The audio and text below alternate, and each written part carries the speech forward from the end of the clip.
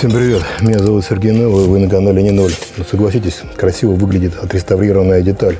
Очищенный в аквабатинге алюминиевый корпус, прошедшие оцинковку гальваники, болты и крепления. Все это круто и здорово. Но интересно, сколько положили моторов после аквабастинга? Но вот сам абразив, а в большинстве случаев применяются вот такие вот стеклянные шарики, выглядит достаточно безобидно. И в целом в моторе железному блоку, в принципе, наверное, сделать ничего не может. Да и раздробить его в двигателе-то особо нечему. Но все это справедливо до той поры, пока абразив не попадет вот в эту деталь. Это масляный насос. И вот если попадет абразив сюда, то выйти ему отсюда уже будет некуда. И он начнет перемалываться, как в жерновах, а то и заклинит этот масляный насос наглухо. Абразив будет измельчаться и попадать дальше в масляную систему уже в более мелкой фракции в виде пыли, которая дойдет, конечно же, и до вкладышей, и до постелей распредвалов. В общем, для всех алюминиевых деталей, которые легко будут поцарапаны и потеряют свою плоскость прилегания. Много кто рассказывает про технологию реставрации и очистки деталей, но мало кто что показывает. Если вы подписаны на мой канал, то знаете, о чем я. Но если не подписаны, то подпишитесь, и я буду ставить различные эксперименты и показывать, как это все выглядит в процессе, до, после, во время.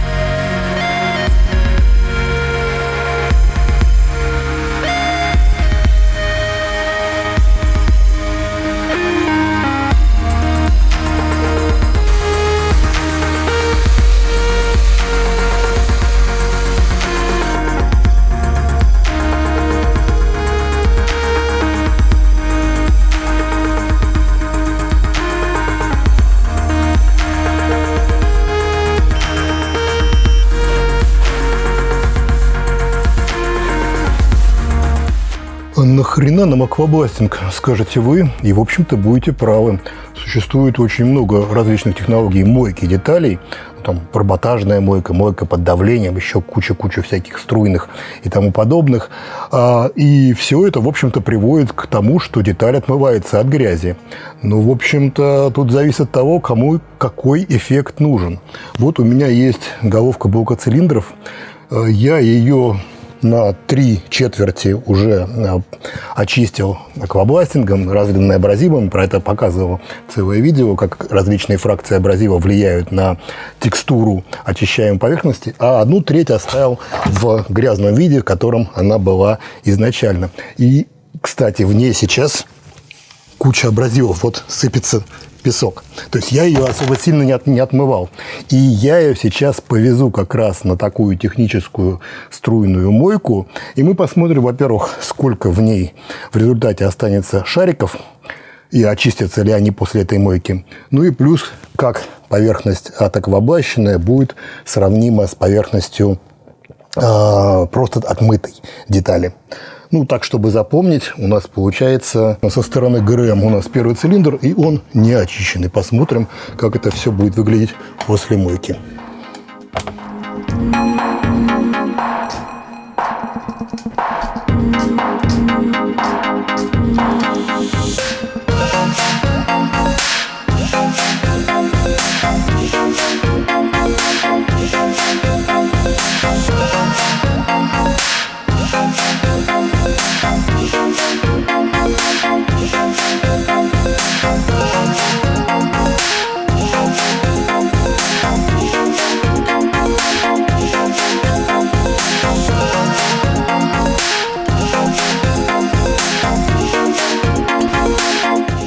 Для процесса струйной мойки, конечно же, ГБЦ пришлось полностью разобрать. Я вообще не понимаю, как можно отмывать какие-то детали для последующей сборки, не разобрав их полностью. Ну, то есть вся эта грязь, вся эта размокшая жижа с грязью перемешанная, она может застрять в любых каналах, там, не знаю, под теми же маслосъемными колпачками, из которых потом их не достать. И менять их после, разбирая грязь, это как-то, наверное, не совсем правильно. Поэтому я ее разобрал, и процесс струйной мойки в горячем растворе химии, он, в общем-то, прошел у нас в несколько этапов.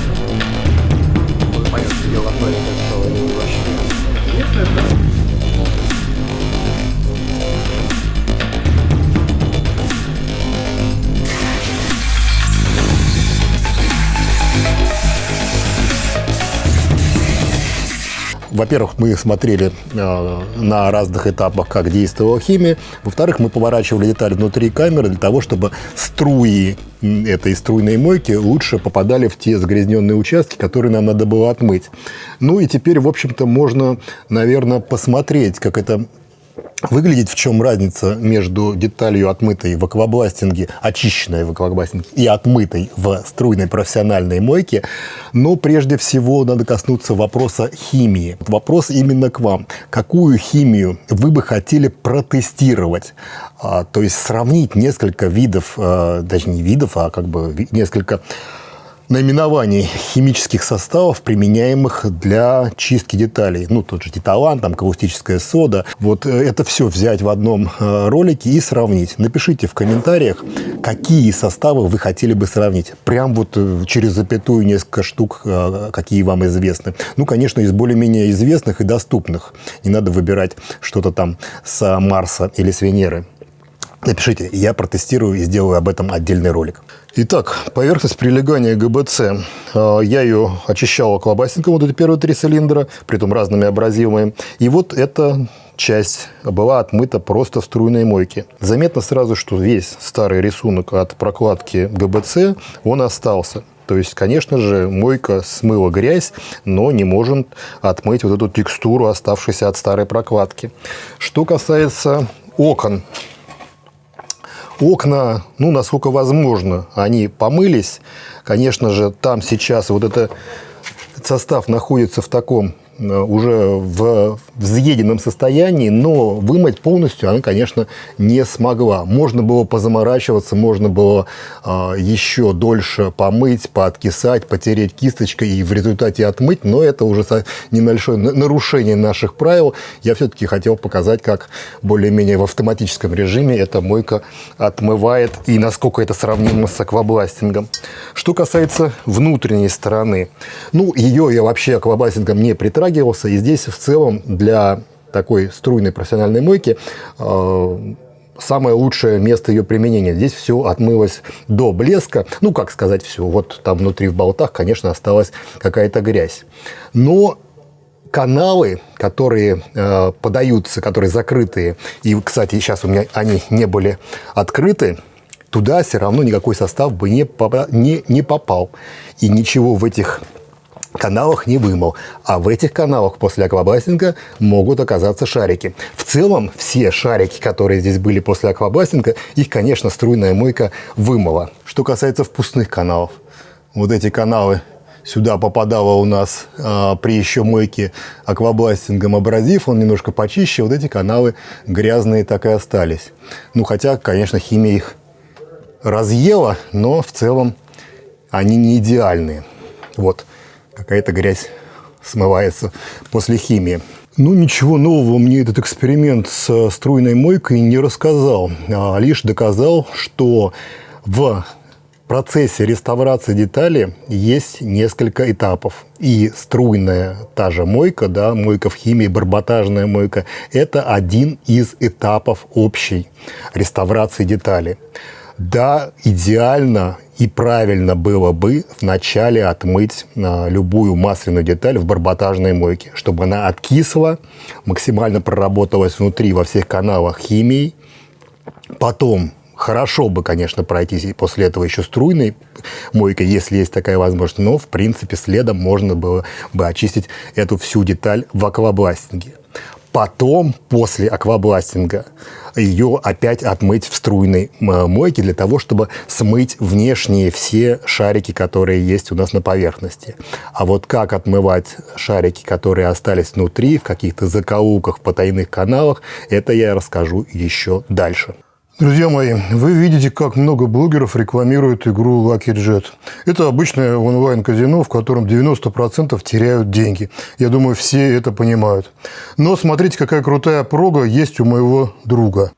Так, ребят, всем привет. Сегодня хотел бы вам показать вот такую вот крутую программу.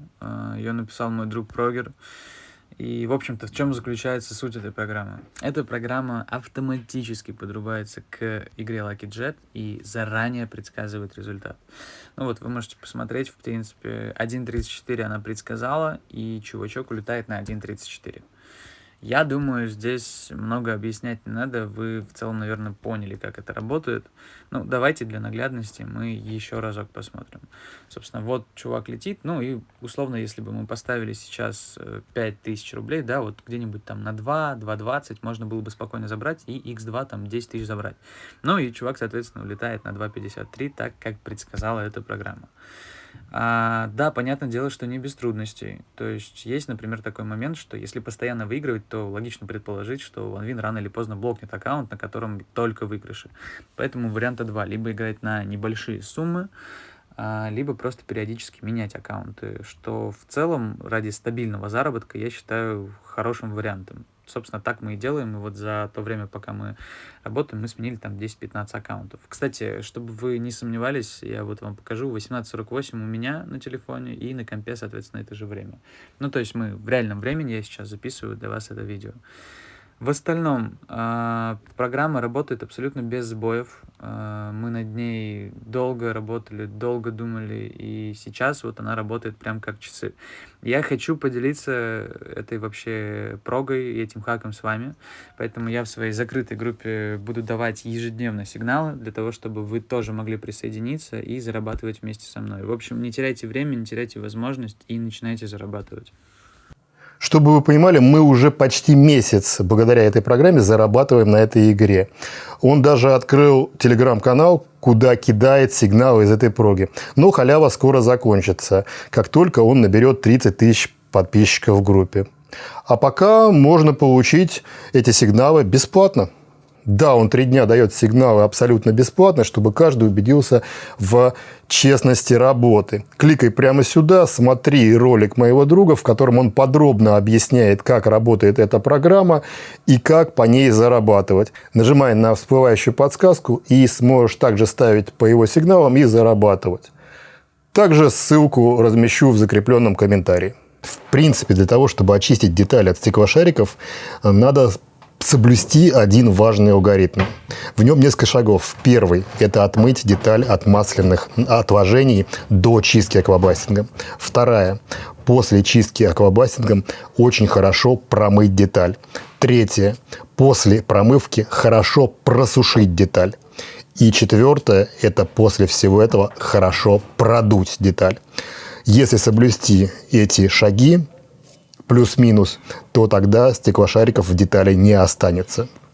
Ну, а если вам неохота все это делать, то можно, в принципе, не подключать масляную систему, завести мотор без масла, и все стеклошарики сами нагреются и выскочат из него через поддон картера. Примерно так, как я делал на вот этом моторе. Ну, а если вам такие эксперименты самим чужды, то смотрите мой канал, на нем они будут. И не переключайтесь.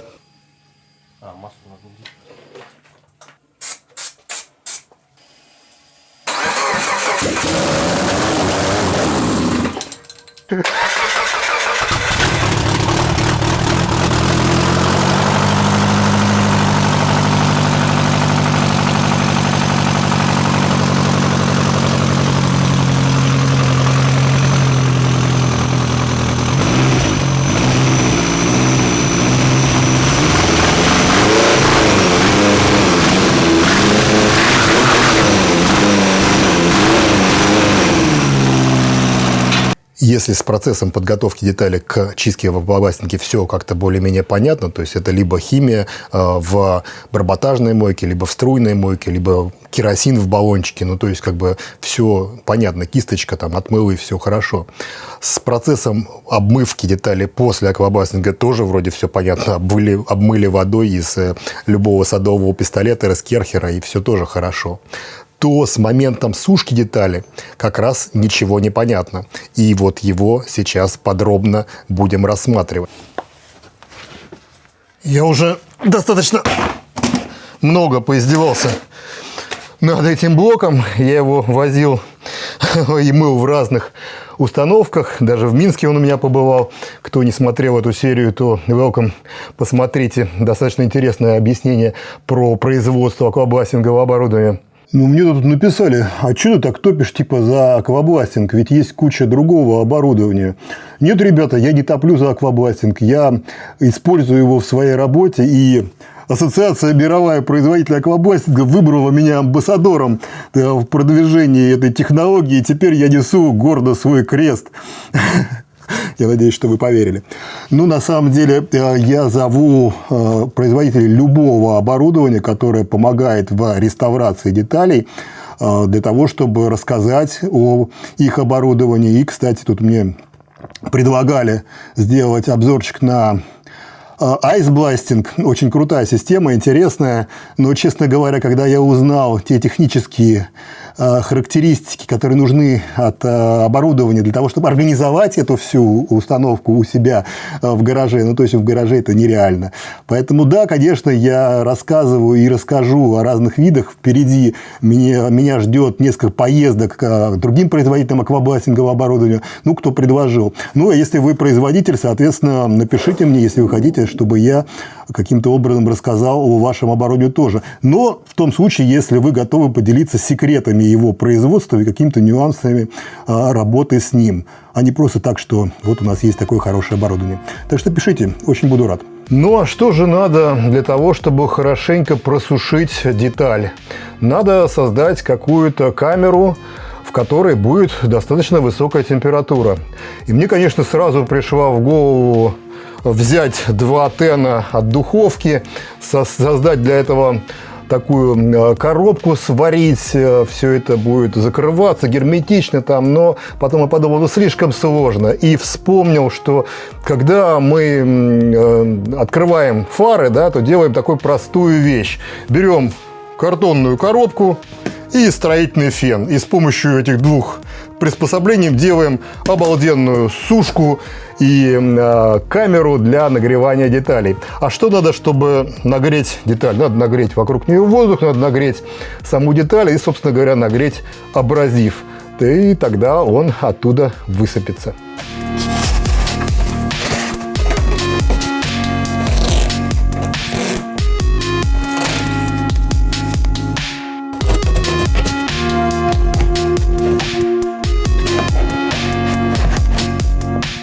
Ну вот, в общем-то, и все. Достаточно просто и бюджетно. Я думаю, такого оборудования есть у каждого в гараже, поэтому сушка готова. Осталось только включить фен и подождать нагрева внутри деталей.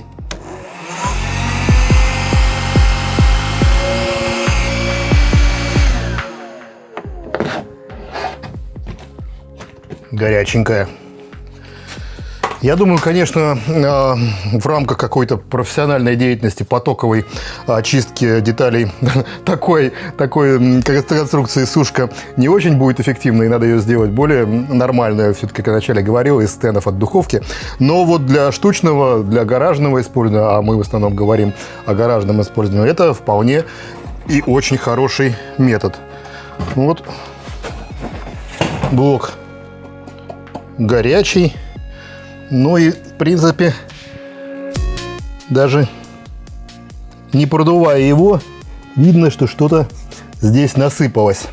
Сейчас я его еще продую.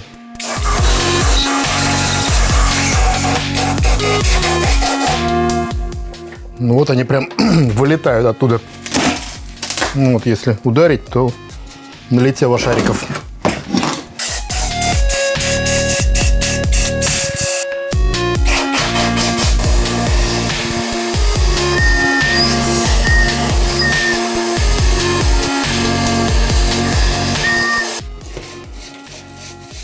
Да, это, конечно, крайне неправильный блок.